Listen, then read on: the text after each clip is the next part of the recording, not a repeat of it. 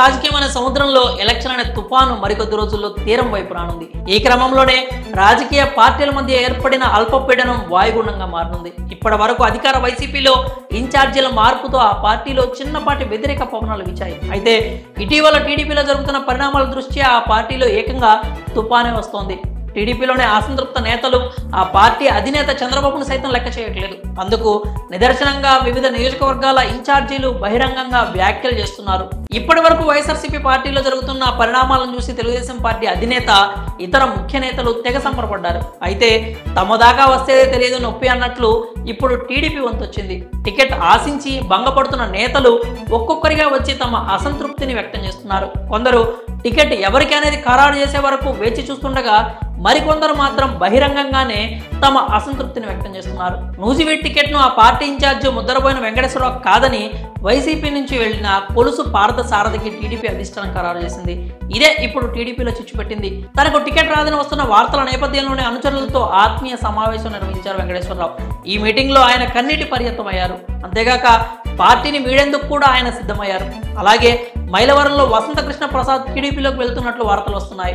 ఈ నేపథ్యంలో ఆయన రాకను మాజీ మంత్రి దేవినేని ఉమామహేశ్వరరావు తీవ్రంగా వ్యతిరేకిస్తున్నారు. ఒకవైపు వసంతను పార్టీలోకి చేర్చుకుని టికెట్ ఇవ్వాలని చంద్రబాబు భావిస్తుంటే తానే అభ్యర్థినంటూ దేవినేని ఉమా మరోవైపు ప్రచారానికి కూడా సిద్ధమవుతున్నారు.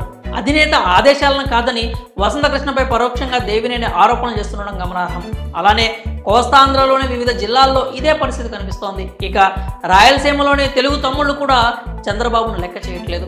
తమని కాదని మరొకరికి టికెట్ ఇస్తే మద్దతు ఇచ్చే ప్రసక్తే లేదన్నట్లు అక్కడి నేతల తీరు ఉంది. రాయచోటి మాజీ ఎమ్మెల్యే రమేష్ రెడ్డికి టికెట్ ఇవ్వట్లేదని టీడీపీ చెప్పినట్లు తెలుస్తోంది. ఆయన స్థానంలో మండిపల్లి రాంప్రసాద్ రెడ్డికి ఇస్తున్నట్లు సమాచారం. దీంతో రాయచోటి టీడీపీ ఇన్ఛార్జిగా ఉన్నటువంటి రమేష్ రెడ్డి తీవ్ర మనస్తాపానికి గురయ్యారు. ఇలాగే ఉమ్మడి అనంతపురం జిల్లాలో పరిటాల జేసీ కుటుంబాలు సైతం చంద్రబాబుపై అసహనంగా ఉన్నట్లు తెలుస్తోంది.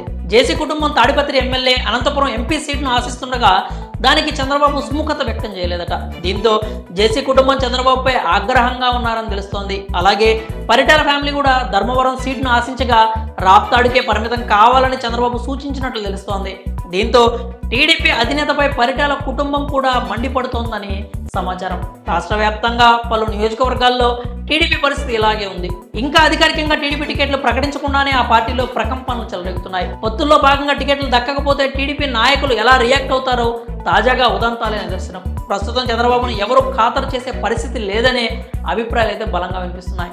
మరి ప్రస్తుతం టీడీపీలో కనిపిస్తున్న అసంతృప్త సెగలపై మీ అభిప్రాయాలను కామెంట్స్ రూపంలో తెలియజేయండి.